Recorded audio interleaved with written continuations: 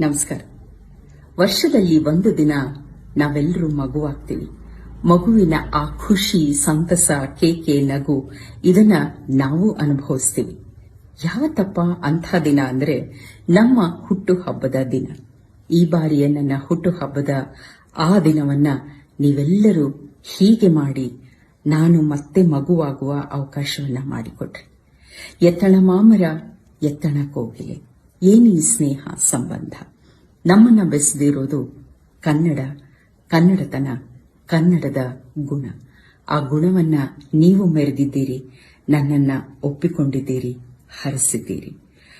ವೈಯಕ್ತಿಕವಾಗಿ ಎಲ್ರಿಗೂ ವಂದನೆಗಳನ್ನ ಹೇಳೋಕೆ ಸಾಧ್ಯ ಆಗ್ತಿಲ್ಲದ ಕಾರಣ ಈ ವಿಡಿಯೋ ಮುಖೇನ ನಿಮ್ಮೆಲ್ಲರಿಗೂ ನಾನು ಚಿರಋಣಿಯಾಗಿದ್ದೀನಿ, ವಂದನೆಗಳನ್ನ ಅರ್ಪಿಸ್ತಿದ್ದೀನಿ.